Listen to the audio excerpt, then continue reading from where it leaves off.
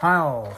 So, having been kicked out of my home of 2.5 years by my landlady um, for not much reason apart from a parking discrepancy, which was my parking space, but I'm past that. I've now bought myself this,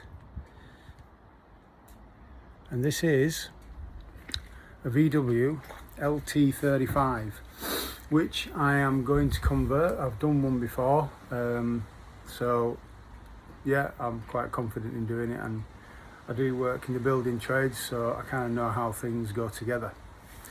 But this video really is about something else. It's about when you are put into a situation or a position in your life where it can be really seen as a negative occurrence in your life. What I've learned through years and years of studying Buddhism, being a spiritualist, is that everything that comes in your way, no matter how harsh it may be, it is a challenge that is sent to you on purpose. You are sent challenges to see how you can overcome them.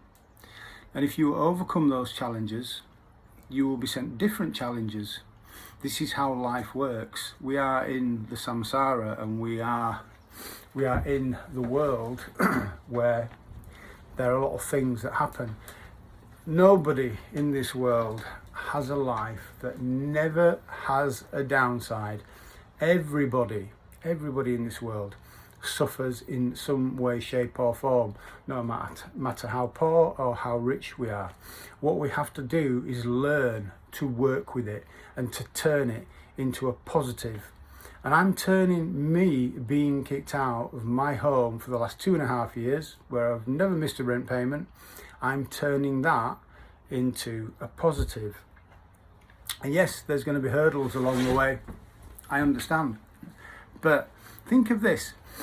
I didn't have anywhere to put my van to basically to renovate it. I didn't have anywhere. So I was kind of like thinking, what am I going to do? How am I going to do this? Or am I going to just be at the side of the road somewhere building the van? And then something happened. My cousin called me and told me that her father, after her father's passed away, he's left her the house and it all needs renovating. Could you help me in any way, shape or form? And I said, yeah, no problem.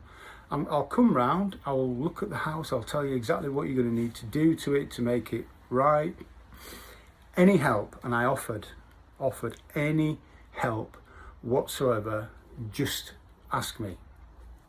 And my cousin, I love you and you're my family, and we should have love for all people, but that's another story. And I went round and she showed me all around the house, and it's an absolute wreck. Honestly, every single room is it's like hoarder's paradise, and just like the rats have been in and they've eaten through everything. It's in such a state. I mean, I'm here now, and this is the house.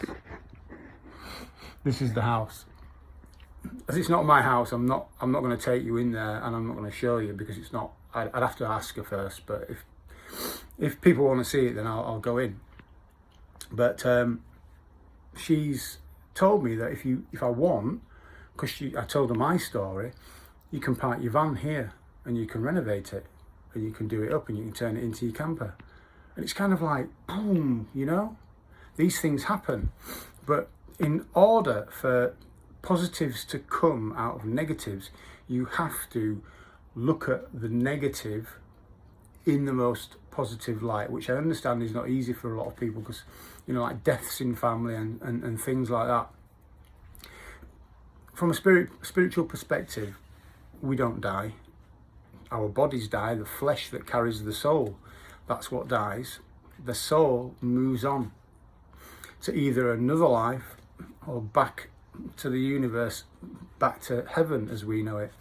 So, when my dad died in 2018, it was painful, it was horrible. And at the time, I'd been going to Buddhism, and eventually I just kind of realised, after the grieving period, that he was free. He was free from this life. Even though he lived life to the full, he'd suffered a lot in his life, like lots of us do. We've all gone through various forms of suffering. But I just felt happy for him, and I didn't grieve anymore for the loss, because grieving the loss, you're grieving for something that was about you and not about them, because you've lost that person. But he's free. He's probably gone on to another life, because he if you know anything about the material world, he loved the material world. He loved it all.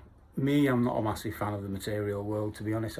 I'm not bothered about the Porsches, the Ferraris and all that other crap. Yeah, I'm a spiritualist. I'm a bit of a hippie, if you want to call me, inside. And I love life, but I believe that we all should try and help each other rather than focusing on ourselves. And that's what this video is about. It's about me saying to you, don't be down if things are really, really hard.